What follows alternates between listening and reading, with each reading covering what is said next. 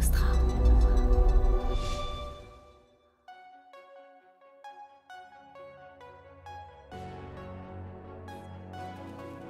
Ce qu'on a à dire, il y a une crise aujourd'hui, démocratique, médiatique, du lien. Je veux dire, quand on regarde les chiffres, les gens qui évitent l'info ou s'en protègent carrément n'ont jamais été aussi nombreux. L'élection américaine, avec le fameux tweet de Trump, vous êtes les médias le lendemain, ou bien l'importance, et vous le savez bien, de nouveaux acteurs, etc. Tout ça interroge, des podcasts, le rôle qu'ils ont pris dans la campagne américaine, ces podcasteurs, etc., qui n'ont pas forcément le tampon journaliste.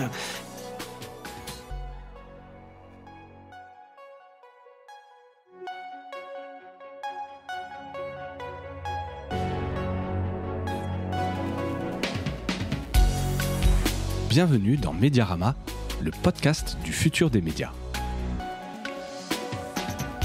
Je suis François Desfossés et chaque semaine, je rencontre des entrepreneurs, des têtes penseuses et des experts de la galaxie média.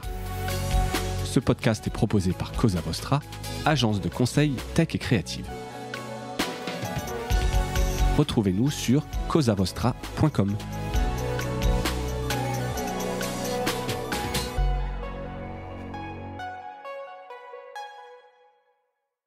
Bonjour à toutes et à tous et bienvenue dans ce nouvel épisode de Mediarama, premier enregistrement de l'année 2025.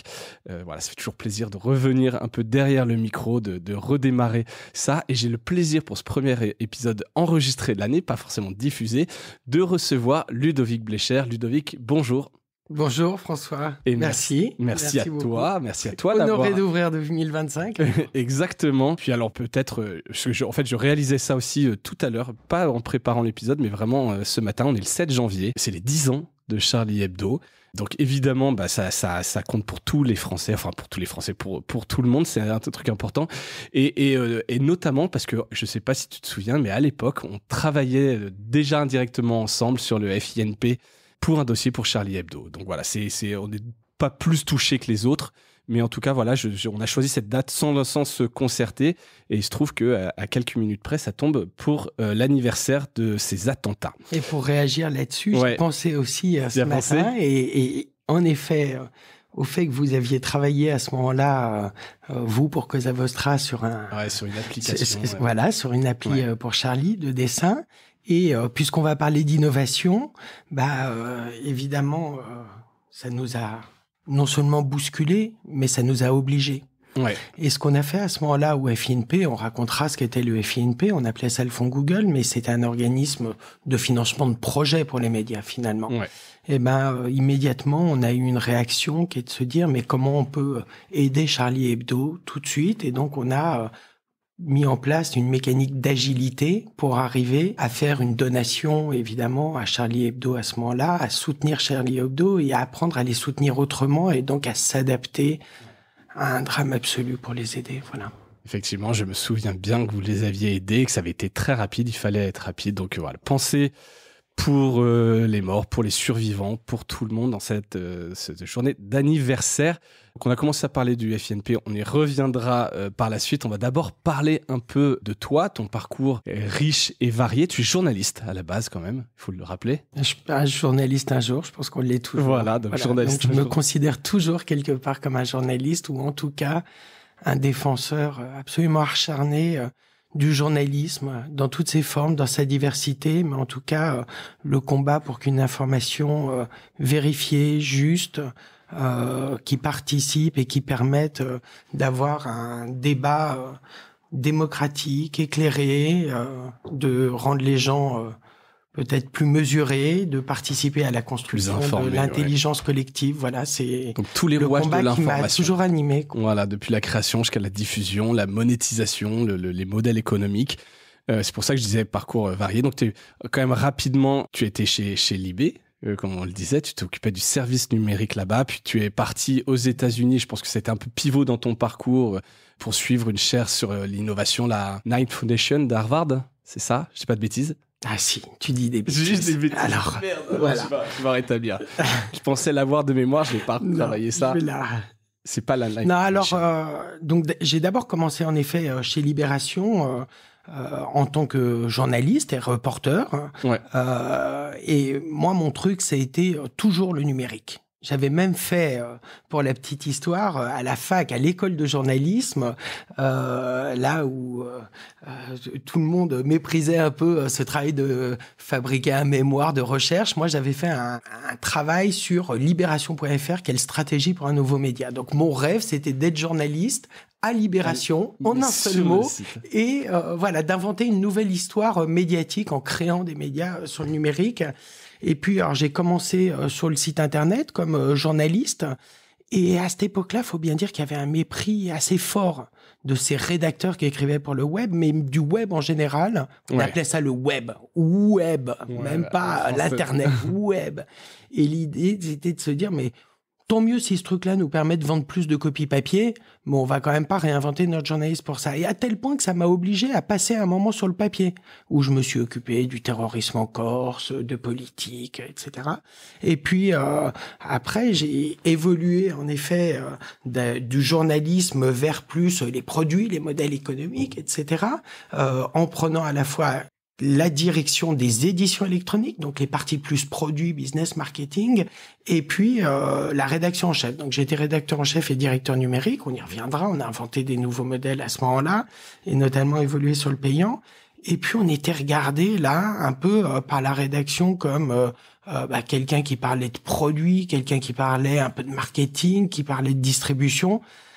C'était pas bien ça, c'était plutôt pour la diff, pour la régie, pour la fabrique, c'était pas terrible quoi. Voilà, donc là on franchissait la ligne jaune. Et puis de l'autre côté, les gens de la régie ou de la commercialisation, ils disaient t'es un bon vendeur de tapis, mais tu restes un journaliste quoi, t'as pas fait HEC, donc pour l'instant on n'a pas d'argent, tu fais bien l'affaire, mais si on a vraiment du fric, on va aller demander des grands conseils pour profils. Aller voilà. Bref. Donc j'en ai eu un peu marre, j'ai eu la chance d'être sélectionné, j'ai appliqué pour ça, mais d'être sélectionné par non pas la Knight Foundation, mais la Nieman Foundation à Harvard. Et donc j'ai passé 1 an à Harvard à travailler principalement à la Business School et au MIT, à la fois sur la monétisation de la formation et de sa monétisation moins publicitaire, mais que de logique de revenus tirés des lecteurs. Et c'était assez nouveau à ce moment-là, on est en 2012. Tout était sur la pub à l'époque. Alors, les gros médias avaient fait le chiffre déjà. Et moi, ma conviction, c'était que les médias plus petits ou de niche allaient aussi avoir une opportunité là-dessus, mais qu'ils n'en avaient pas nécessairement les moyens. Et donc, mon travail de recherche, finalement, là-bas, c'était comment on crée un peu sur étagère une boîte à outils pour les médias de taille petite et moyenne, qui veulent passer à des modèles de revenus tirés des lecteurs, et puis la distribution de l'information générale et les logiques d'innovation plus au MIT, voilà, où on s'est amusé. Alors évidemment, la petite histoire retiendra que on parlait déjà du Bitcoin et que c'était marrant parce qu'on en a acheté et revendu tout de suite parce qu'on le faisait un peu punk. Mais par contre, on a gardé tout ça, la blockchain, comment on pouvait l'utiliser sur les médias, etc. On en parle un peu moins aujourd'hui, mais ça va revenir tout ça. Ça va probablement. Voilà. Il faut le temps que ça mature. Tu reviens en France ensuite, et puis c'est là qu'on t'appelle pour gérer le FINP, qui venait de se créer, le fonds Google. Puis après, tu es parti chez Google pour développer cette initiative au niveau européen, puis mondial. Tu as quitté maintenant Google il y a un peu plus d'1 an, 1 an et demi, je crois, à peu près. Avant d'entrer dans le détail de ton parcours, qu'est-ce que tu fais aujourd'hui ?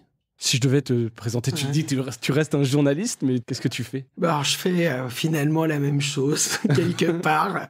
C'est-à-dire que j'essaie d'être au service du journalisme et de convictions fortes que j'ai pour pouvoir permettre au journalisme finalement d'être non seulement qualitatif, mais d'être entre les mains d'un maximum de personnes et de permettre aux médias qui ont un questionnement fondamental aujourd'hui à se poser, des défis énormes sur la monétisation, et effectivement, mais aussi sur des enjeux qui sont plus des enjeux de reconnaissance, de confiance, de création du lien de confiance, de retisser finalement une relation avec le lecteur, leur permettre de faire ça. Alors j'ai on va dire 3 activités, parce que voilà. Donc je suis passé de l'une des plus grosses boîtes au monde à des petites choses qui sont des paris. Finalement, j'ai toujours fait des paris. Donc là, j'en ai refait. Donc une première activité qui est une activité, on va dire de conseiller plus de consulting classique, voilà, où j'accompagne des groupes médias sur leur transformation, mais en prenant vraiment l'ensemble du scope, à la fois technologique et tout le workflow, mais aussi éditorial. Donc comment on aligne finalement sa proposition de valeur éditoriale avec ses potentialités en termes de produits, voilà, de monétisation, d'audience, etc. Donc c'est vraiment j'accompagne des dirigeants là-dessus. Je fais des trucs amusants aussi avec des fonds internationaux. Donc là, par exemple, j'ai aidé des gens qui s'appellent MDF, Media Development Investment Fund, qui sont des gens qui font de l'investissement finalement à mission dans des endroits où la démocratie est soit menacée, soit qui s'ouvrent à la démocratie. Depuis le milieu des années 90, investissent là-dedans, font du vrai investissement dans les médias et arrivent à avoir des retours sur investissement alors même qu'ils sont sur des logiques de mission. Donc j'ai un peu regardé leur dynamique d'impact, etc. Tout à l'heure, ça m'intéresse. Voilà. On aura une partie sur le financement des médias, tu pourras dire. Donc ça, voilà, tu es ce genre de choses. Donc ça, c'est des activités plutôt d'accompagnement, on va dire. Ouais. Et puis, j'ai deux choses qui me tiennent particulièrement à cœur, qui sont mes deux autres activités. On m'a demandé en septembre de l'année dernière, voilà, j'étais au conseil d'administration depuis des années d'un groupe de presse libanais qui s'appelle L'Orient le Jour. Et on m'a demandé si j'accepterais, c'est l'année de leur centenaire, donc ils ont eu en 2024 100 ans, et on m'a demandé si j'accepterais d'être executive board member, c'est-à-dire de les accompagner de façon un peu plus permanente et opérationnelle sur l'ensemble de leur définition stratégique et évolution à l'occasion de leurs 100 ans. J'ai accepté, on était un mois avant le 7 octobre, donc surtout on était en septembre 2023, donc un mois avant le 7 octobre.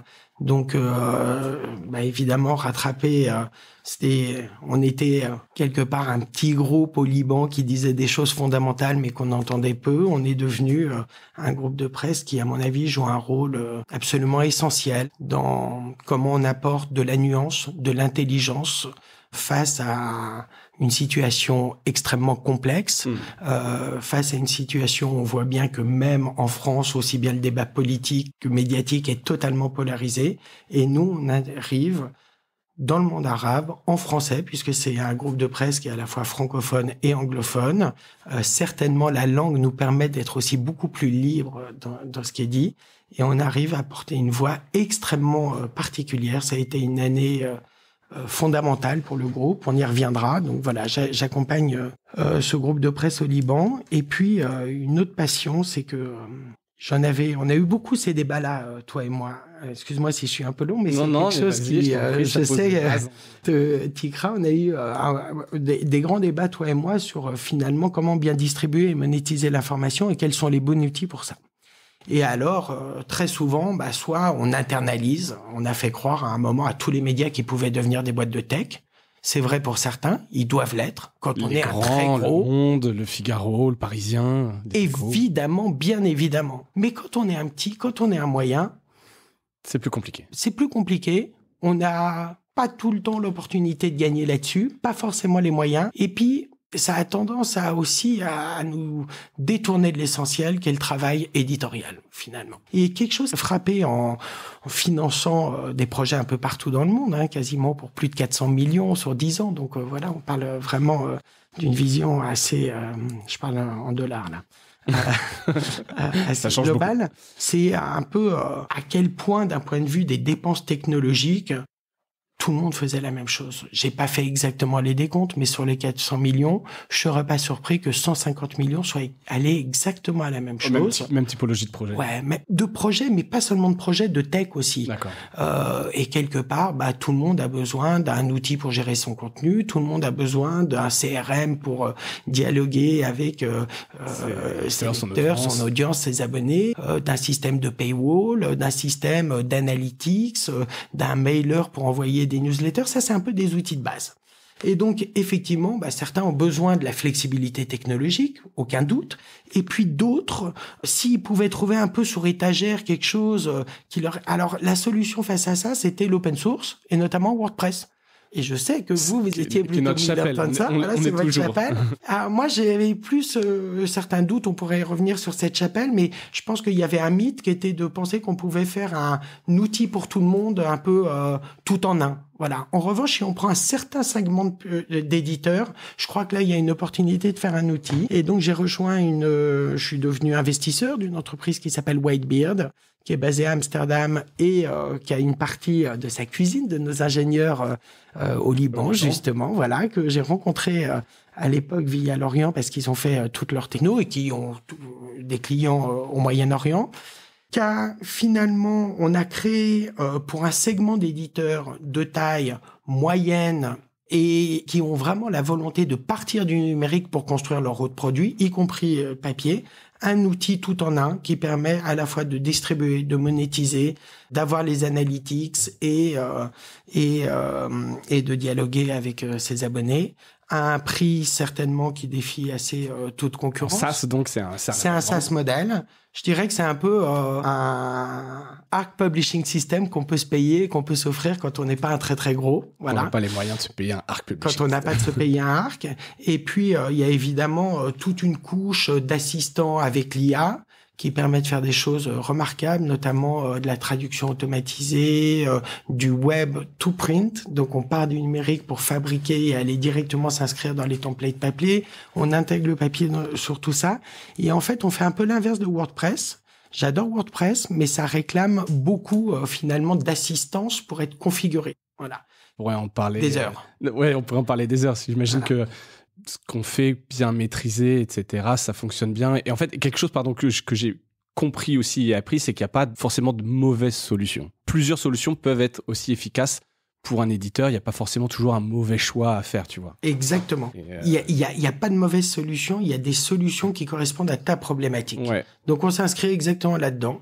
Nous, on cherche pas quelque chose de très gros. On cherche à construire une communauté d'éditeurs un peu dans le monde qui ont des intérêts et des visions communes et faire évoluer la roadmap pour ces gens-là qui font tous.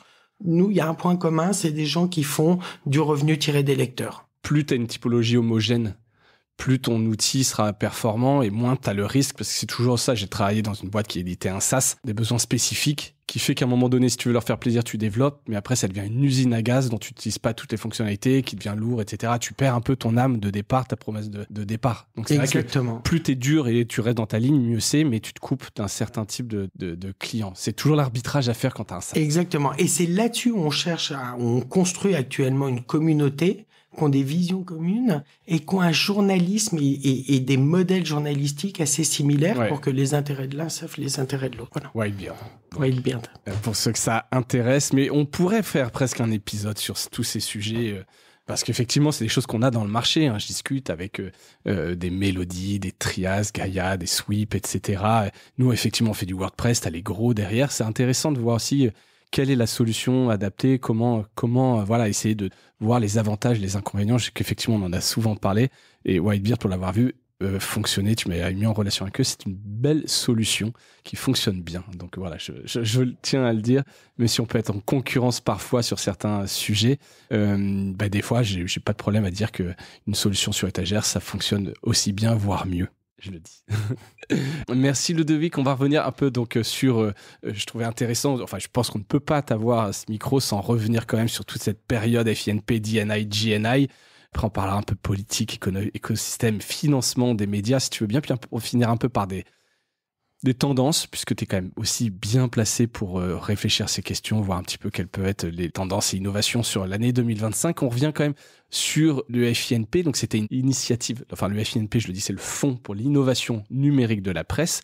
C'était quoi les objectifs principaux à l'époque? Est-ce qu'en 2 mots, tu peux rappeler la genèse ce conflit qu'il y avait entre les éditeurs et Google, et puis notamment l'avenue d'Eric Schmidt à l'époque, qui a signé avec François Hollande. Tu peux raconter ça? Alors, c'est déjà bien de rappeler ce qu'était le FINP, parce que tout le monde l'a appelé un peu à tort le fonds Google. Donc, en effet, c'était 60 millions sur 3 ans donnés par Google pour financer l'innovation dans les médias, mais en réalité, c'était une structure indépendante. Oui. Et c'était une association, même, une association loi 1901. Original aussi. Ouais, qui est assez original, voilà. Alors, la toile de fond, et je le dis avec d'autant plus de distance que j'ai participé, moi, de loin aux discussions, Mais finalement, en toile de fond, il y avait quelque chose qui perdure, qui est le partage de la valeur, quoi. Voilà. Faut se le dire, faut le dire comme ça. Donc, pas du philanthropisme, droit voisin, appelons-le comme on veut, mais pour schématiser, être un peu brutal, il y avait d'un côté les médias qui disaient finalement, Google nous a piqué notre gâteau, les revenus publicitaires s'effondrent, l'essentiel à capté par les plateformes, principalement Google. Rends-moi mon argent, voilà. Et sinon, j'arrête de te donner mon contenu.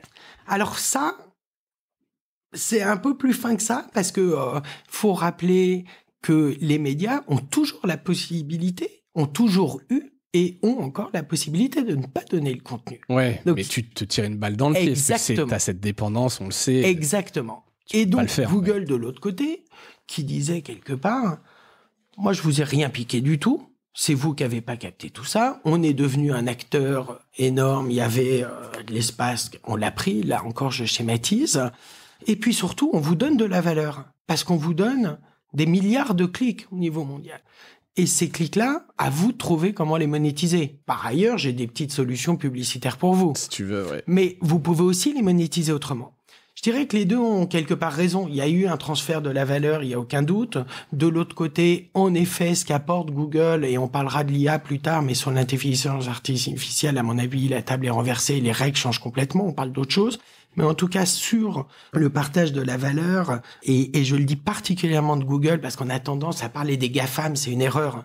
Les plateformes sont toutes différentes et ont des modèles. Les problématiques sont différentes. Les problématiques sont différentes. T'as raison. Il y a des modèles de captation. Facebook, Meta ont été plutôt sur des modèles de captation. Il y en a d'autres. Google, c'était un modèle de redistribution. Redistribution avec du partage de revenus publicitaires, redistribution des clics et des audiences, etc. Donc, intérêt commun. D'où l'importance de Google qui était devenu et qui est toujours finalement le grand...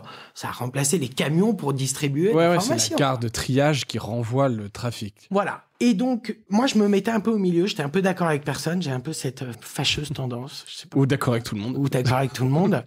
Oui, c'est bien dit. C'est vrai. Ou en tout cas, essayer de réconcilier et de créer des ponts. Qui était de se dire, mais finalement, les médias sont quand même un peu responsables de pas avoir loupé le coche. Enfin, d'avoir loupé le coche. Et peut-être parce que ils avaient l'ensemble de la chaîne de valeur, finalement, publicitaire, d'information, de distribution, etc. Aussi, puis oui, mais il y a eu une époque où, je veux dire, faut se rappeler, Google, c'est quoi? C'est 25 ans, hein. Donc, je veux dire, il y a eu 4-5 ans. Justement, t'as peut-être l'agilité quand t'es petit, tu t'es bâti sur le numérique versus des médias qui, pour la plupart, il n'y a pas encore tant de pure players. Mais il y aurait pu, on sait aussi à quel point ça a été difficile de créer des logiques un peu plus d'écosystème, d'intérêt commun, voilà. Bon.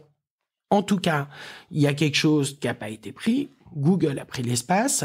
Donc, je crois pas tellement à t'es responsable, tu m'as piqué, rends-moi l'argent. En revanche, il y a une responsabilité évidente des plateformes et une responsabilité aussi à faire en sorte que l'écosystème de l'information et que le journalisme, finalement, plus que les éditeurs, puissent continuer à être financés parce qu'on a besoin, pour des raisons démocratiques, d'avoir du journaliste de qualité, quel que soit le financement, du journaliste de diversité, voilà.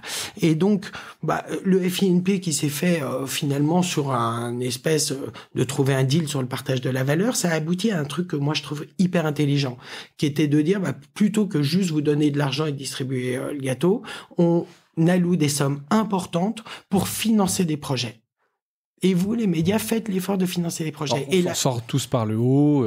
Voilà. Un truc où on vous aide à vous transformer, etc. Et le fait que ce soit indépendant et de Google et des médias, un peu au milieu. Alors, les deux étaient représentés au conseil d'administration, donc c'est très bien. C'est l'espace où on crée du dialogue, où on apprend à se connaître, et c'était fondamental.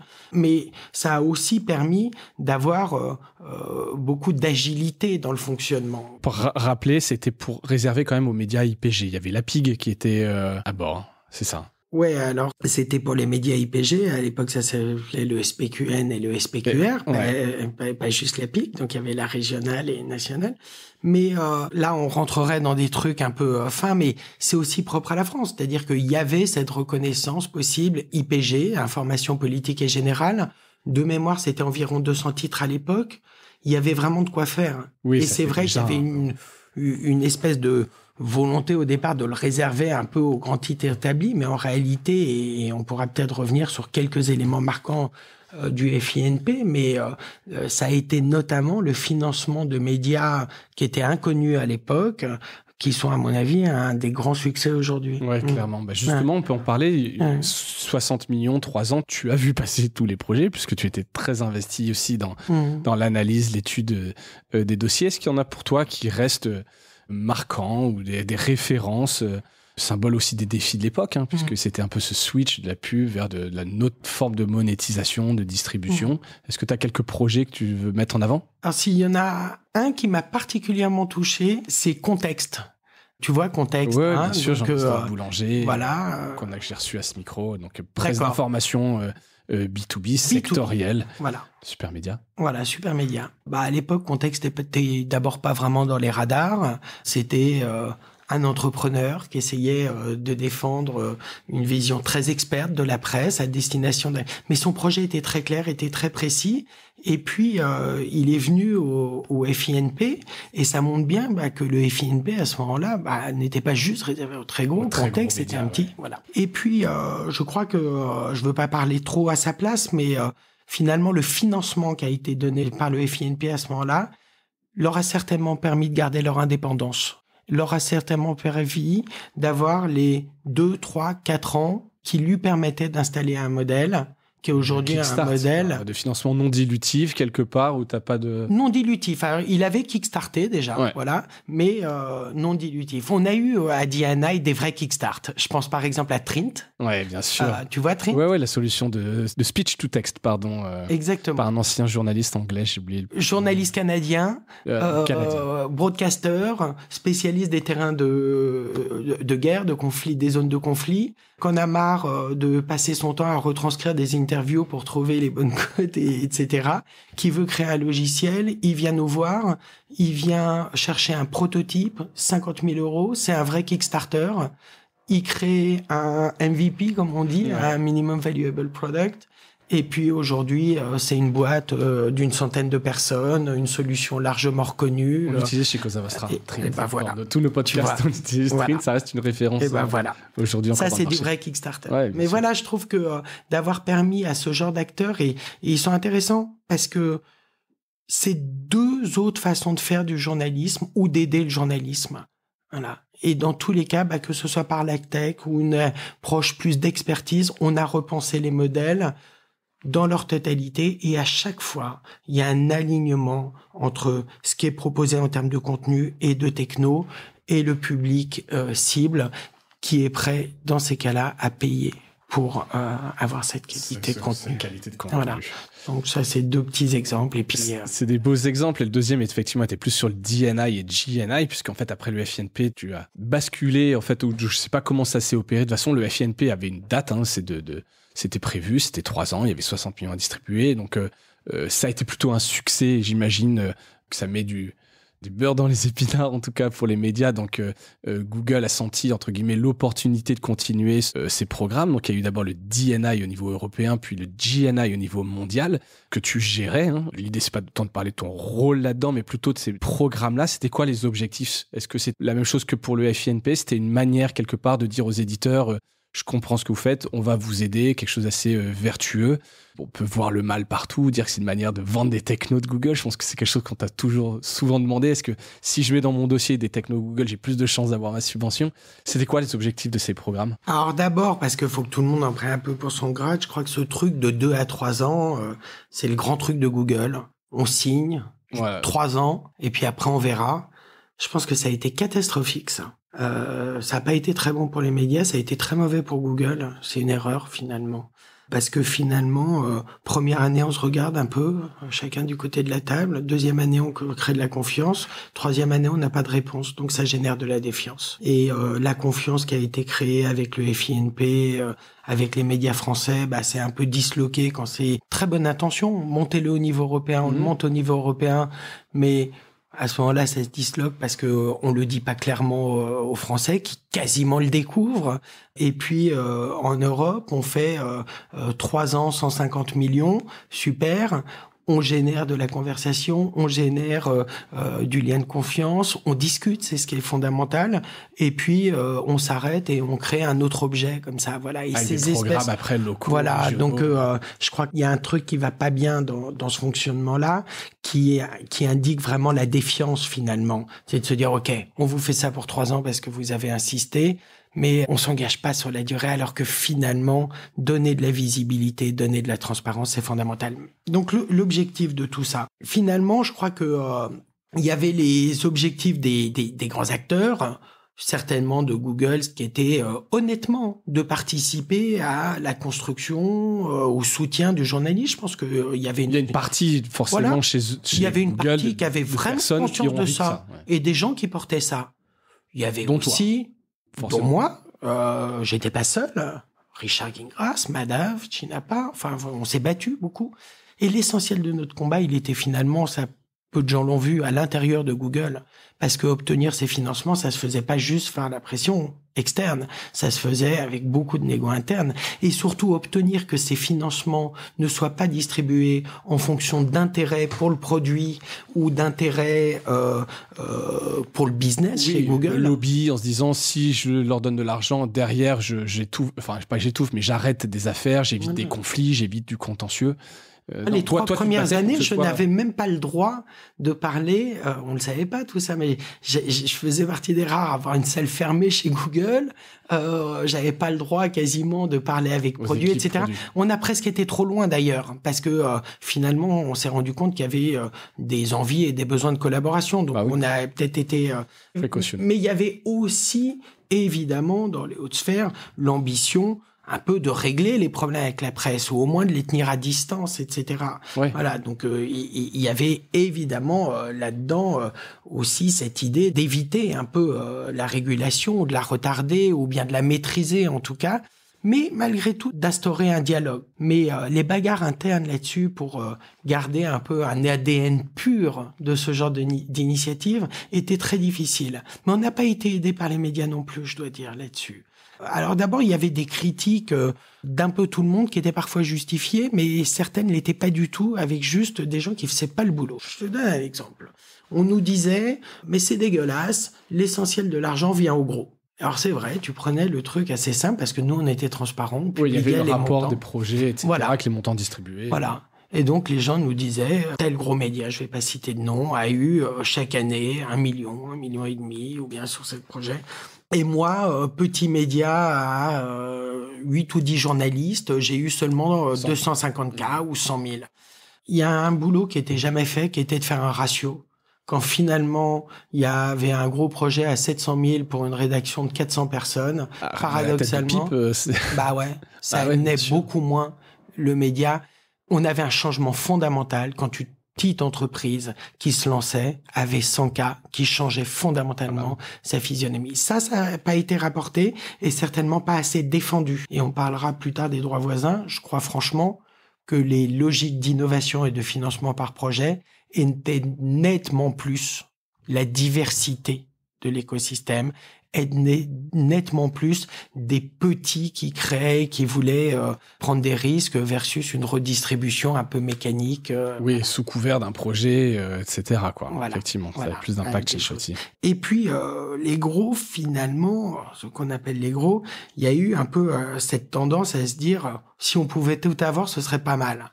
Donc, ok, on collabore, mais les deals et les pressions qui sont passées au niveau européen sur les droits voisins vont continuer. On va avoir les deux, de toute façon, ce serait pas trop mal. Là aussi, chez Meshti, je caricature un peu. Oui. Je suis pas sûr que tout le monde ait vraiment gagné. Je pense que ces logiques d'innovation autour des projets avaient une vraie vertu pour... Je pense, mais tu peux pas non plus te satisfaire de subventions autour de projets si t'estimes que ton manque à gagner ou que tes ressources ont vraiment été phagocytées, etc. et qu'il y a besoin de régulation. Tu vois, c'est là où le truc, un peu, effectivement, c'est bien, ces subventions, mais c'est pas suffisant et c'est pas pour autant que t'arrêtes de chercher à te défendre par ailleurs. Mais je comprends. D'abord, c'était pas des subventions, hein. Vous appelez ça comment? C'était des grants, mais c'est des...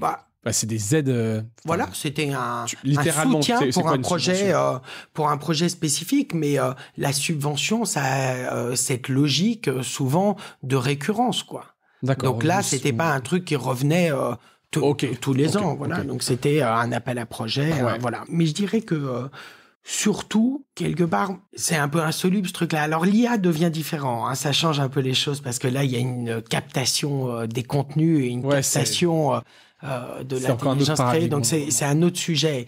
Mais très franchement, sur le reste, à un moment, il faut regarder les chiffres. Je suis pas sûr qu'à l'ensemble des acteurs, les deals droits voisins aujourd'hui rapportent beaucoup plus et surtout permettent de faire beaucoup plus. Voilà. Peut-être, mais il y a ce côté récurrent, etc., versus des projets où les programmes, t'es pas sûr d'être pris, t'es pas sûr d'être choisi. Ouais, mais ça t'oblige à bouger. Ça t'oblige à bouger, mais ça t'oblige aussi à faire beaucoup d'innovations qui parfois peut te défocus de ton principal business. Tu vois, tu maîtrises moins versus un modèle de rémunération sur un modèle qu'on connaît pas parce qu'on connaît pas bien les. Mais d'où les débats sur ce qu'est l'innovation finalement. Et il y avait un peu ce mythe de il faut faire des innovations technologiques, des innovations de rupture, des trucs que souvent savaient pas faire les médias, quoi. Donc, non, parce que c'est pas des startups et qu'elles ont un boulot par ailleurs de produire du contenu, etc. Elles ont pas forcément les ressources en interne. Donc oui, c'est des. Et l'innovation, et c'est un peu comme ça qu'on l'a vu surtout, ou en tout cas qu'on l'a positionné ensuite quand on a créé GNI. Et c'était vraiment, il y avait une logique très personnelle dans la façon dont c'était mené. Je sais pas si tu t'en souviens, mais on était en lien là-dessus. On répondait à tout le monde, tout le temps. Ouais. Le blogueur burkinabé qui nous écrivait, on lui accordait 5 minutes. Il y avait jamais un projet qui était financé sans qu'on discute, sans qu'on ait du dialogue. Et c'était l'espèce de patte qu'on avait mise là-dessus avec toutes les équipes qui avaient créé du lien. Ce lien était vraiment important et il était possible aussi parce qu'il était un peu à côté des logiques business de Google, fait par des gens qui aimaient la presse, qui étaient experts du secteur. Ouais, il y avait des super profils et très bien suivi les projets, il faut le dire. Voilà, donc là il y avait quelque chose, mais surtout on essayait de pas être dogmatique sur l'innovation et de le regarder plutôt comme un processus, comme finalement expliquez-nous pourquoi c'est innovant pour vous. Et donc c'est pas les logiques traditionnelles de l'innovation, c'est peut-être ça qu'on a oublié parce que si in fine j'ai rien au fond contre une régulation des droits voisins qui apporte des sous aux médias, on défend la même chose, mais si c'est une rente pour pas bouger, pour pas se réinventer, mais pas se réinventer pour le fait juste de se réinventer, mais pour être au plus près des lecteurs, pour entendre ce qu'on a à dire. Il y a une crise aujourd'hui, démocratique, médiatique, du lien. Je veux dire, quand on regarde les chiffres, les gens qui évitent l'info ou s'en protègent carrément ont jamais été aussi nombreux. L'élection américaine avec le fameux tweet de Trump, vous êtes les médias le lendemain, ou bien l'importance, et vous le savez bien, de nouveaux acteurs, etc. Tout ça interroge, des podcasts, le rôle qu'ils ont pris dans la campagne américaine, ces podcasteurs, etc., qui n'ont pas forcément le tampon journaliste. Et moi, je crois que c'est pas grave. La question, c'est qu'est-ce qu'ils produisent, comment ils le produisent. Il y a du bon et du mauvais, comme il y a des bons et des mauvais journalistes, et des bons et des mauvais médias. Et c'est souvent pour ça que je parle de journalisme plutôt que juste des médias comme ça ou des entreprises de presse, parce qu'in fine, je crois que c'est ça qu'on sert. Eh bien, finalement, ce qui est important, c'est que ce que je propose, moi, dans ma logique d'innovation, c'est qu'est-ce que ça change par rapport à mon point de départ, qu'est-ce que ça change par rapport à ma façon d'interagir et d'engager différemment avec les audiences. Donc, avoir des sous pour faire la même chose quand on est en crise, c'est pas forcément génial. Ouais, ok, ça je l'entends. Ça doit pas forcément venir de boîtes privées ou de façon non régulée. Finalement, je m'en fiche un peu de comment vient l'argent pour aider le journalisme. Je m'en fiche moins de quelles sont les un peu obligations morales qui vont avec dans l'usage de cet argent. Voilà. Et si c'est pour reconnecter avec un public et des audiences qui nous disent quand même globalement avec des gros voyants rouges qui s'allument, les gars, il y a un problème quand même. On a de moins en moins confiance, quand même. On va chercher de l'expertise ailleurs, quand même. On va se renseigner ailleurs. C'est pas tout le monde. Il y a des trucs absolument formidables, mais ça doit tous nous interroger. Qu'est-ce qui reste aujourd'hui de tout ça sur le GNI, de ces initiatives, de cette relation avec les éditeurs? Alors, j'ai l'impression que comme il n'y a plus ce système de financement, ça n'existe plus. Or, tu vas me dire qu'il y a encore plein de choses qui existent sur le GNI. Est-ce qu'il reste quelque chose? Bon, écoute, moi j'ai quitté il y a 1 an et demi, je suis pas à suivre tout le temps. Je pense qu'aujourd'hui c'est plus lié soit à des produits, soit à des deals, soit autour du droit voisin, etc. En tout cas, c'est pas fait avec le même esprit. On est plus dans une logique de redistribution avec du partenariat classique. Alors, il y a des choses qui se font intéressantes qui revient d'ailleurs finalement, l'innovation aussi, c'est ça, c'est de revenir parfois à ce qui a marché et de le refaire différemment avec des fonds un peu locaux. Il y en a qui sont en train de se lancer là en Afrique du Sud. Il y a des choses au Canada qui sont des modèles plus mixtes, etc. Et donc gérés par des choses plus locales. Mais en même temps, il y avait une vraie valeur ensuite à le faire gérer à l'intérieur de Google parce que ça permettait aussi de rapporter les problématiques de médias et de créer en interne un peu plus aussi d'empathie pour la difficulté de ce secteur dont on a tous besoin. Voilà, on peut pas prétendre organiser l'information au niveau mondial et peut se soucier de comment va ce secteur et de qu'est-ce qui remonte et de qu'est-ce qu'on met en avant. Faut être sérieux là-dessus. C'est un enjeu pour tous. Non, ça l'est absolument pas. Donc voilà, donc il y a des choses. Je pense que ce qui a disparu, c'est finalement l'esprit, quoi, avec des gens qui étaient un peu en mission. Donc, on nous a souvent un peu regardé en disant, comme à Libé à l'époque, t'as franchi la ligne jaune. Mais en vrai, on était là pour se battre pour un seul truc. Ouais. C'était de faire en sorte que les bons journalistes, les journalistes puissent gagner leur vie pour continuer à être des contre-pouvoirs, à être là où on les attend pas, à aller dans des endroits où on veut pas les voir, à être sur des terrains de guerre. Et finalement, ce que je fais aujourd'hui, que ce soit à Lorient le jour avec Whitebeard, c'est un peu la même histoire. Ouais. Et d'être passé chez Google, toi aujourd'hui, comment tu sens que t'es perçu dans le marché, parce que t'as représenté Google pour beaucoup d'éditeurs. Alors, tu es aussi celui qui a donné plein d'argent. Alors, bien sûr, je schématise, hein, mais est-ce que pour toi, a posteriori, c'était positif, ça a été dur, ça a été... comment tu as navigué un peu entre tout ça? Alors, faut mettre un peu son ego de côté parfois, hein, parce que on passe d'un moment où tout le monde vient te voir et te fait croire que c'est toi qui est important alors que c'est l'argent de Google, finalement. À un moment où... soit t'es plus sur le radar, soit carrément on se prive de ton expertise. Alors, c'est rigolo, tu vois. Prenons les états généraux de la presse, par exemple. Je leur propose de dire, mais je voudrais vous aider, contribuer. Silence radio, même pas interviewé. Ouais. Donc ils se sont privés du mec qui connaissait probablement le mieux comment ça marchait en interne. Donc parfois on prend un petit peu des claques à l'ego, mais ça c'est pas très grave. C'est surtout dommage. Pour l'écosystème, et je dis ça avec amitié parce que je sais non seulement les gens talentueux qui ont essayé de se balader pour ça, et j'ai un énorme respect pour Bruno Patino qui nous a accompagnés sur DNI, quoi, mais qui avait visiblement un peu là-dessus oublié ses anciens copains. Mais surtout, donc voilà, il y a là-dessus, faut, je crois, garder son cap, c'est assez essentiel. Pas se prendre trop au sérieux et pas oublier pourquoi on le fait. Et encore une fois, oui, je représentais Google. Ça, c'est en externe. Mais c'est la partie émergée de l'iceberg. L'essentiel de mon boulot, c'est pas ce que vous avez vu, vous. L'essentiel de notre boulot, c'était de représenter la presse chez Google. Entre le marteau et l'enclume, un peu. Ouais. Et représenter la presse chez Google, c'est-à-dire défendre leur intérêt en interne, etc. Ouais, je sais pas, mais en tout cas, c'est vachement intéressant. En tout cas. J'imagine. Google, souvent un peu un partenaire un peu ambigu, donc soutien financier, on l'a vu, concurrent féroce. Tu penses qu'on peut avoir de bonnes relations avec Google quand on est un média? Tu vois quand même beaucoup de médias qui, voilà, c'est un des grands ennemis, etc. Bon, dans la réalité, c'est plus fin, mais qu'est-ce que tu penses un peu de cette relation entre... Alors, je vais pas dire les GAFAM, parce qu'on a vu que c'est trop générique. Là, on va parler de Google, que tu connais mieux. La relation entre Google et les médias aujourd'hui? D'abord, on doit avoir une relation. On n'a pas le choix que d'en avoir. Alors, quand on est plus petit, c'est plus compliqué. Donc, la question, bonne, pas bonne, ensuite, c'est autre chose. Je pense qu'on doit essayer de se parler, essayer de se comprendre et que sortir un peu du dogmatisme.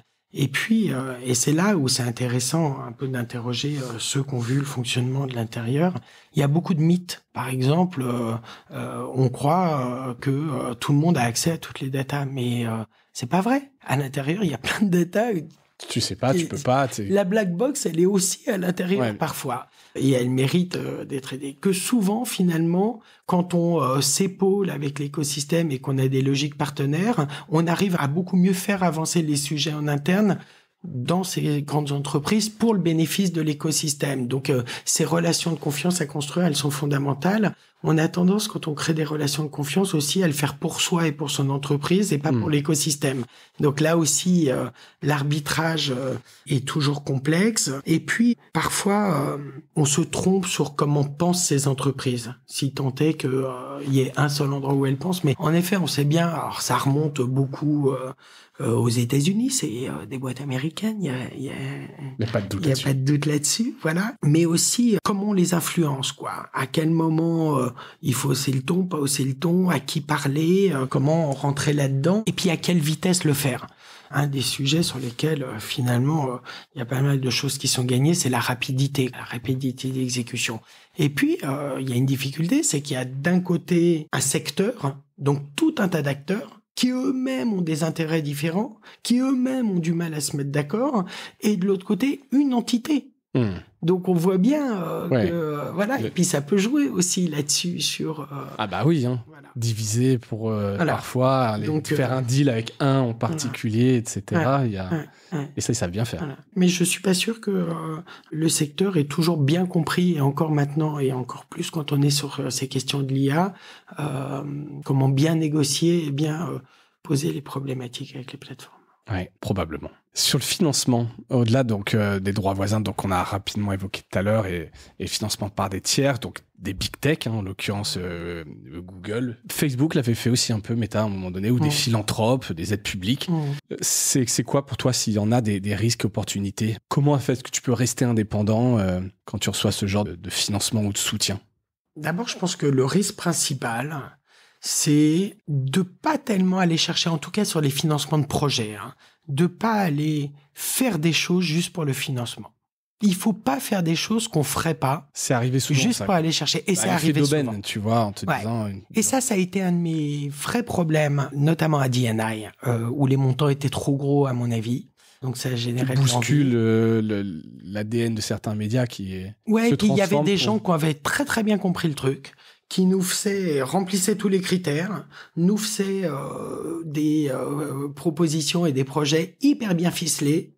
On savait tous que ça pourrait pas coller et que le média serait incapable de le faire, mais en même temps, on était parfaitement dans les clous. Donc c'est difficile de dire non à un truc qui est dans les clous et qui répond aux critères et à ce que tu pitches, mais en même temps, on sait, ça a pas loupé. C'est-à-dire que le média a perdu du temps et in fine des ressources, de l'énergie, de l'argent et probablement du focus qui est absolument fondamental. Ouais. Donc je crois que il faut aller chercher des trucs qu'on a vraiment envie de faire.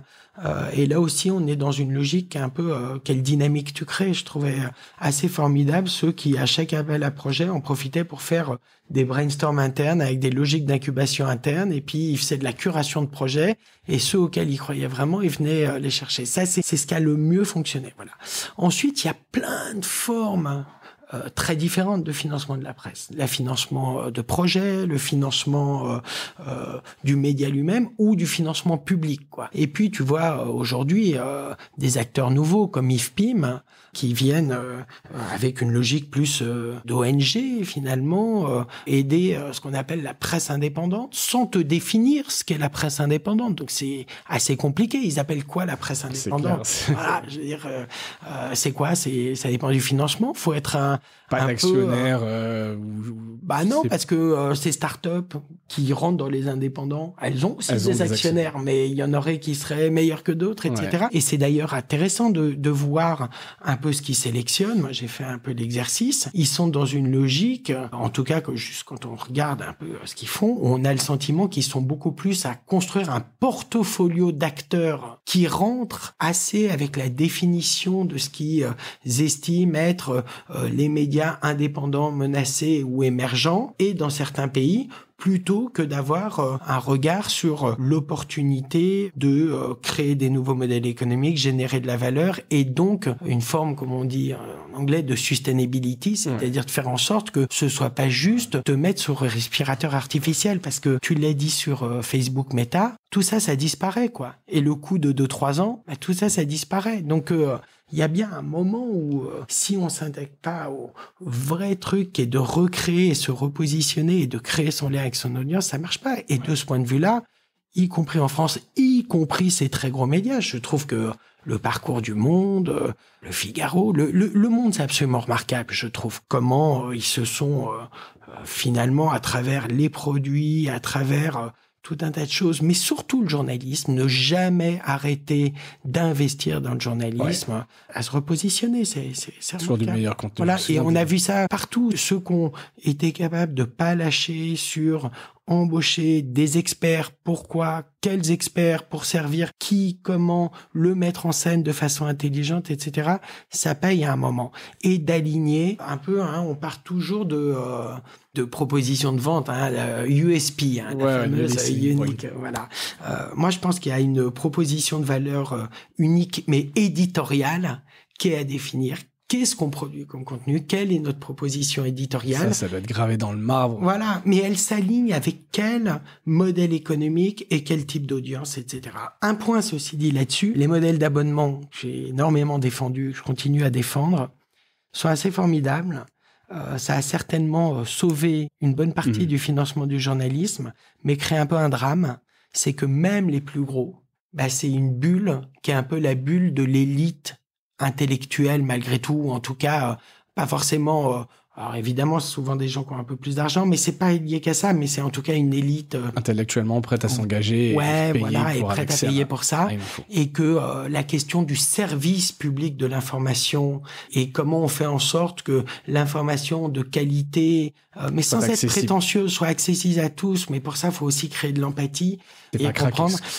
Ça, on a plus de mal à le craquer. Et c'est peut-être là-dessus d'ailleurs que les acteurs du service public et le financement général de l'information devrait réfléchir. C'est intéressant.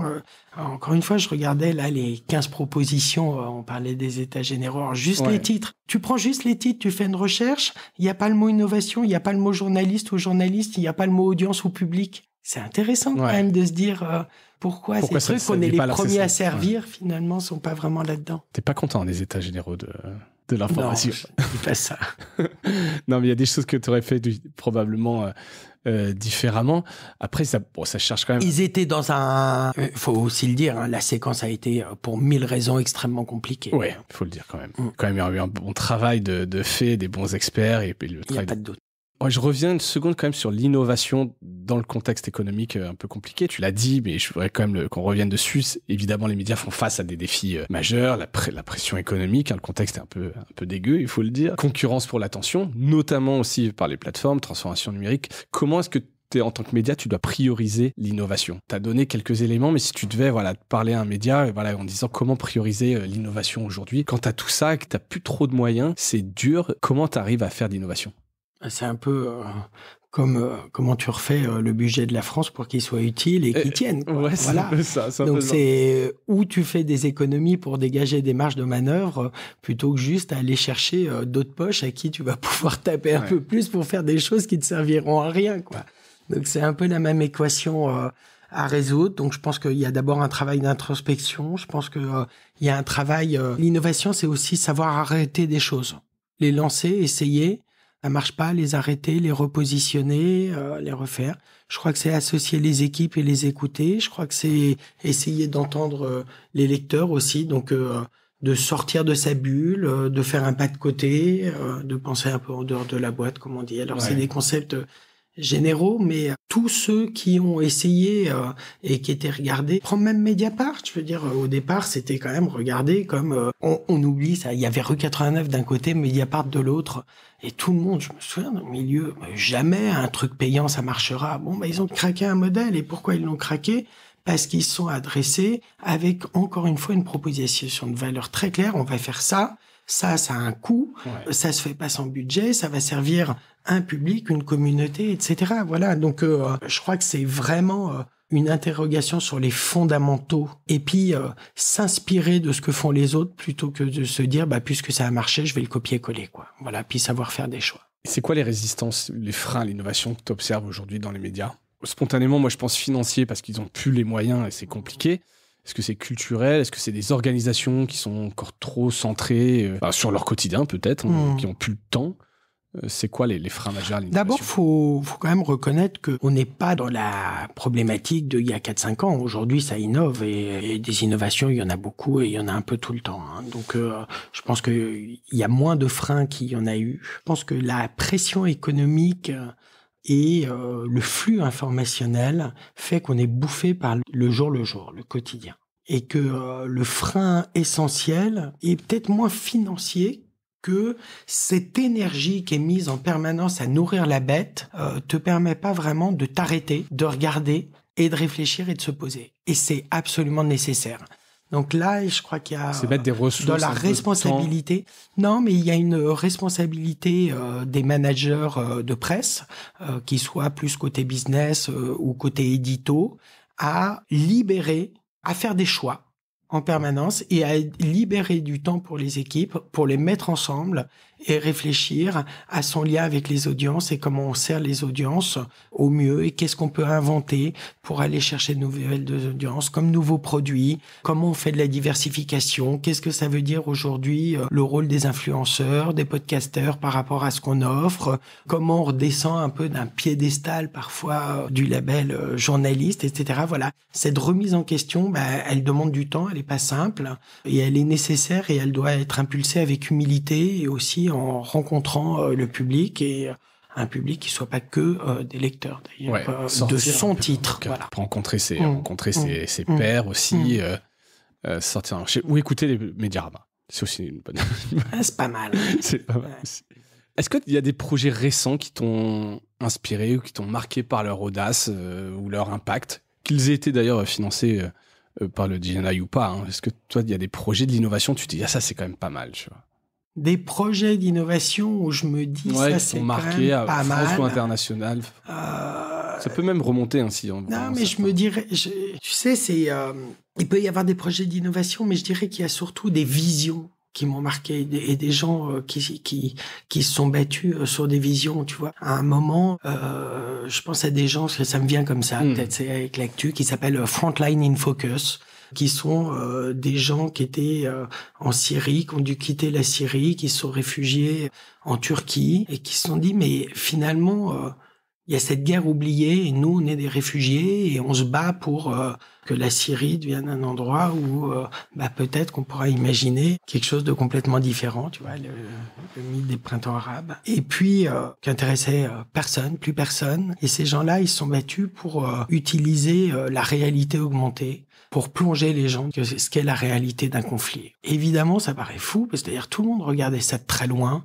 et de se dire mais attends, réalité augmentée, réalité virtuelle, ça y est, c'est fini, ça a jamais marché, tous ces trucs-là, un peu comme on a parlé il y a 2 ans de blockchain. De blockchain. C'est à ça que tu fais référence, ou le NFT il y a 2 ans. C'est sur les dernières sessions du GNI, c'était le buzzword. Chaque année, il y a des buzzwords. Et chaque année, voilà. Et puis à la fin, on a eu IA et machin. Donc, et en fait, on se pose pas. Ces gens-là, finalement, ils ont jamais lâché ce combat. Ils ont fini par avoir des awards, etc. Et ils ont joué un rôle important dans ce qui va être maintenant aussi la reconstruction d'un univers médiatique dans ces pays et dans cette région. Voilà. Et je crois que ces gens qui se battent comme ça sur des convictions, ça finit souvent par payer. Bon exemple. Ludovic, je te propose maintenant de te projeter sur 2025. Enfin, en même temps, c'est pas difficile de se projeter puisqu'on y est depuis Je suis mauvais en prédiction. Ouais, écoute, d'après toi, selon toi plutôt, les grands axes de transformation à surveiller dans les médias. Alors, on a évidemment parlé de l'intelligence artificielle au cœur des discussions. C'en est une forcément, mais est-ce que tu as d'autres choses et peut-être sur l'IA, des usages concrets que tu vois émerger dans les médias? Non mais allez, on va faire notre IA moment, quoi, parce que tu n'as pas si le choix. On l'a pas, voilà. Pour le coup, je pense que c'est pas qu'un buzzword. L'IA, tu l'as dit, ça transforme tout et on est sur quelque chose de fondamental. On peut se dire, tu vois, la blockchain, on a parlé de plein de choses, on a plein de projets ces dernières années et on faisait des dossiers, donc les buzzwords. Là, l'IA, c'est pas un buzzword. Alors, l'IA n'est pas du tout un buzzword, mais c'est un peu utilisé comme un buzzword. C'est-à-dire que pour te vendre un truc, on te rajoute IA partout. Ouais. Donc, on te met de la sauce. Non, bien sûr. Et je vois bien, notamment dans les missions plus d'accompagnement que j'ai, des patrons de médias qui viennent me voir et qui me disent, bon, faut nous expliquer comment on va simplifier tous nos circuits de distribution avec l'IA et qu'à derrière la tête que tout ça simplifiera, permettra de réduire. Gain de productivité. Voilà, gain de productivité, etc. D'économiser un peu. et qui, finalement, je sais pas si tu te souviens de ce qu'on disait sur la data à l'époque. La data avait eu ça un peu, hein. Il me faut de la data, il me faut de la data. Tout le monde en parlait, mais on savait pas de quoi on parle. Ben, je crois que sur l'IA, c'est un peu pareil. D'abord, on dit IA, mais il y a plein de formes d'IA, et notamment une grande différence entre l'IA générative. L'AIG, celle dont on parle, et l'IA, donc qui est déjà présente depuis des années. Depuis des années. Ouais, bien sûr. Voilà. Donc, tous ces outils qui sont des outils de recommandation, des outils d'analytics, des outils de prise de décision, etc., des outils business analytics, ça tourne, ça fonctionne depuis très longtemps. L'IA générative, ça va tout impacter, mais en réalité, c'est pas vrai que ça va permettre juste de simplifier, ou bien on va réduire la qualité, on va faire des trucs nullissimes. En réalité, l'IA, faut pas en avoir peur, faut l'apprendre, faut l'utiliser, et c'est une opportunité finalement de gagner encore plus en différenciation et en expertise. Et je crois que c'est ça le vrai sujet. C'est comment on utilise l'IA pour arrêter de faire ce qui prend du temps, des ressources à faible valeur ajoutée pour le lecteur au final, et se libérer du temps pour faire des choses qu'une IA ne fera pas, ou bien qu'on fera intelligemment avec une IA, parce qu'on lui fait dire ce qu'on veut. Ouais. Et aujourd'hui, en tout cas nous, typiquement, dans nos outils, là je parle chez Whitebeard, on a utilisé l'IA comme un assistant. C'est-à-dire comme un augmenter un peu le journaliste dans son travail. Proposer des choses aux journalistes. Et le journaliste décide. Ou permettre de rendre beaucoup plus accessibles les contenus. Par exemple, de plus en plus, il y a des sites qui veulent s'adresser à des audiences étrangères dans une autre langue pour mettre leur journalisme à disposition, ou bien qui veulent s'adresser à leur diaspora, qui peuvent ne plus parler la langue d'origine, etc. L'IA est géniale pour faire de la traduction à l'intérieur des systèmes, permettre de générer des plateformes dédiées. Et là, une fois qu'on a un premier travail fait par l'IA, on peut faire un vrai boulot d'editing dessus. Ouais. On gagne du temps, on travaille, on fait des choses performantes. De l'IA pour proposer des suggestions de titres, à mon avis, pas tellement pour en retenir une, mais pour jouer un peu au ping-pong, comme on pourrait le faire avec son chef de service ou son red chef, pour itérer et trouver le truc qui va à la fois accrocher, etc. Voilà. Donc, quelque part, ça permet d'augmenter son journalisme et permettre de le rendre visible à plus de personnes. Si c'est utilisé comme ça, fantastique. Et puis, il y aura tout un tas d'utilisations beaucoup plus marketing pour générer du leads, etc. Ouais. Donc, comment on peut l'utiliser comme un assistant aux bons endroits, au bon moment? Et je crois que là, ça réclame avant tout de regarder, d'apprendre, de pas penser que c'est juste un truc mécanique qui pourra tout résoudre, mais là aussi de connaître, de jouer, d'expérimenter. Et à l'Orient le jour, vous l'utilisez juste parce que vous utilisez Whitebeard, c'est déjà les journalistes sont contents, ils voient il y a pas de résistance, c'est quelque chose avec lequel ils sont à l'aise. Écoute, c'est pas, ça commence quoi. En tout cas, voilà, ça commence. Faudrait en parler là un peu plus avec la rédaction en chef. En tout cas, je peux te dire que quand le red chef voit un peu ce qu'on peut faire, il est très excité par le potentiel que ça donne, par les opportunités créatives. Ouais. Et ça, c'est chouette, quoi. Voilà. Et d'autres actes de transformation à surveiller dans les médias? Peut-être justement, je vais poser la question différemment. Si tu devais lancer ton média en 2025. Sur quel format modèle tu partirais? Parce que tu disais que tu étais un grand défenseur de l'abonnement. On voit l'abonnement plafonne un peu, tu l'as dit, c'est une espèce de bulle, alors plus ou moins grande selon le type de média. Mais il y aura une limite, quoi. Ouais, parce voilà. qu'à un moment, on va casser le modèle. Exactement. Tu lancerais quoi comme modèle de média? D'abord, ma question finalement, et ça a toujours été, ça fait bizarre pour moi qui ai défendu à ce point-là le numérique en général, ma question n'est pas tellement celle des supports, mais celle du journalisme, encore une fois. Et je crois que ce que je ferais, c'est un truc que ça fait des années que je rêve de faire ça. Je pense que les écoles de journalisme ont à la fois font un boulot remarquable, mais en même temps ont rendu un peu les choses un peu trop simples. Et pendant longtemps, c'est sûr que c'est plus simple d'embaucher des gens qui sont formés, qui savent très bien écrire, qui ont un peu les règles scientifiques du journaliste. Voilà. Mais finalement, le plus important dans ce métier, c'est d'aller chercher de l'information et d'aller chercher de la bonne information. Ouais. Ce qui me rend le plus dingue, c'est quand on a une interview typiquement qui est de la communication et qu'on dit exclusivité. Mais quelle exclusivité? On nous l'a donné une exclusivité, mais c'est pas mon journaliste qui a fait. Qui est allé chercher il a créé un lien de confiance. Ouais. Ok, c'est de la com. Je crois que moi, ce que j'adorerais, et c'était un peu ça les origines de Libération. C'est pour ça que j'avais adoré à ce point-là ce média, c'était d'aller chercher des gens qui sont dans la vie réelle, dans la santé, dans la banque, dans les assurances, dans la médecine, des experts. Certes, peut-être qu'ils savent pas très bien écrire, mais ils ont de l'info, ils savent l'expertiser, ils savent en faire quelque chose. Et puis derrière, c'est là où à la fois une belle couche d'editing et peut-être qu'on pourra être aidé par l'IA d'ailleurs. Bien sûr. Voilà. Et on pourra travailler différemment pour faire sortir d'autres choses. Donc ça, des métiers d'experts. Tu penses que voilà, c'est pas tant de savoir écrire, c'est que d'aller chercher l'information, trouver les experts ou d'être un expert dans son sujet, quoi. Absolument. On vient à ce que tu disais sur contexte, quoi. Quelque part, des gens très experts sur des verticales. Mais on n'est pas forcément obligé de réserver ça au B2B. Non. Et puis, on peut aussi trouver des façons ensuite de diffuser des choses expertisées de façon beaucoup plus simple et sur tous les supports, voilà. Et puis, de construire un peu une courbe. Ouais, absolument. Puis bon, ensuite, on a des projets. Voilà, moi, je suis fasciné par, évidemment, le Moyen-Orient et ce qui se passe. Et je pense que il y a là aussi beaucoup de choses à faire pour permettre à des voix différentes et des perspectives différentes d'émerger. Et je crois que si on n'arrive pas à entendre, pas forcément accepter, mais entendre, écouter, lire la perspective de l'autre, on n'a aucune raison, aucune chance de se sortir, non seulement là-bas, mais ici. Et donc, d'un point de vue journalistique et éditorial, il y a vraiment des choses à faire, que les différentes perspectives puissent émerger de façon plus riche et plus forte et moins clivante que c'est le cas aujourd'hui. Voilà. Ouais.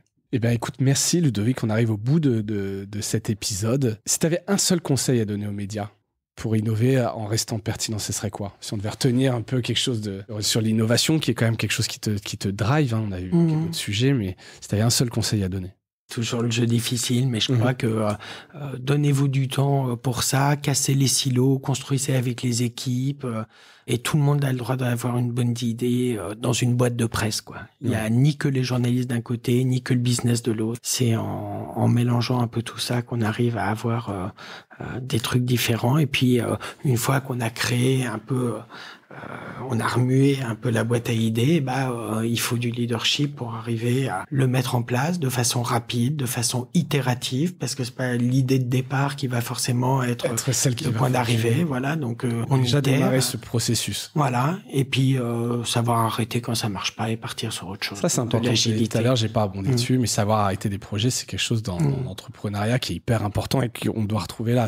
Et donc d'où l'importance aussi, c'est la méthodologie, hein, mais dans un projet d'être capable d'avoir des points d'étape et puis des KPI en tout cas, qui se dire voilà, si on les a pas, on doit tuer. Rien de pire qu'un projet zombie qu'on continue, qui coûte de l'argent et qui fonctionne pas, quoi. Il faut être capable de tuer. C'est des objectifs au départ, des objectifs, et puis ensuite des KPI pour mesurer un peu comment ça s'est aligné. Comment c'est aligné, voilà. Exactement. Dernière question qui est plutôt le gimmick du podcast. Qu'est-ce que tu as un truc cool à nous conseiller, Ludovic?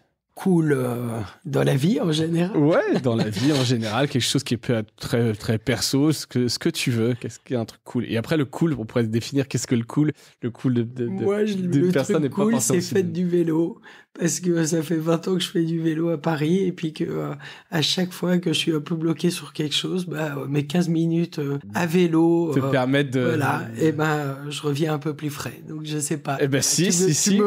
Tu me prends un peu comme ça, mais j'ai toujours trouvé ça cool ce moment-là. Eh ben écoute, faites du vélo. Surtout qu'à Paris, c'est quand même vachement transformé ces dernières années pour le vélo. Moi, je suis à Bordeaux maintenant, comme tu le sais, et petite ville pas mal de vélos, mais je vois qu'à chaque fois que je reviens à Paris, vers Réaumur, etc., je suis vraiment choqué du nombre de vélos, de gens qui utilisent le vélo. Bon, là, il y a du bon et du moins bon, et je suis pas sûr qu'en une heure d'émission, on puisse... Non, débat de ce sujet-là. Mais en tout cas, partout, t'es en vélo? Là, t'es en vélo? Eh ben, écoute, il se trouve que là, je ne suis pas à vélo. Voilà, tu viens de me coincer. Mais et je regrette parce que il faisait pas beau quand je suis arrivé. Et là, je vois le soleil et donc je le regrette. Mais voilà. Mais c'est l'exception qui confirme la règle parce que je suis toujours à vélo. Merci Ludovic pour cet échange passionnant, pour ta transparence aussi sur tes retours d'expérience, de tout ce que tu as vécu chez Google pour les médias et pour ton amour des médias qu'on sent quand même en filigrane de cet échange. Écoute, bonne chance pour tes aventures. Où est-ce qu'on peut te contacter si on veut travailler avec toi ou discuter avec toi? C'est sur LinkedIn? C'est quoi le meilleur moyen? Tout marche. Alors, Tout marche. Nom, prénom, ludovic.blecher@gmail.com, c'est mon perso. Ma boîte, lblecher@ideation.fr ou LinkedIn, voilà. Super. Si on veut me trouver, on me trouve. Et je réponds à tout le monde. Oui, c'est quelque chose d'un point important, tu le disais, et on en parlait un peu avant, tu réponds à tout le monde. J'aime bien. T'as à chaque fois l'exemple du blogueur burkinabé. Il est venu, je crois, de le voir, c'est vrai. Oui, mais c'est bien. Parce qu'il y en a. J'ai fait la dernière fois à la presse au futur une interview pour le soleil au Sénégal. Ah ouais, absolument. Une petite interview vidéo sur l'IA, c'était assez marrant, j'étais ravi de le faire. Merci Ludovic encore une fois, et merci à toutes et à tous d'avoir écouté cet épisode, et je vous dis à bientôt. Salut!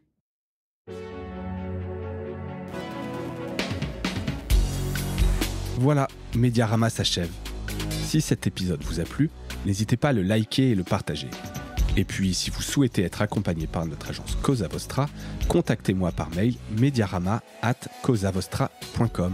Portez-vous bien.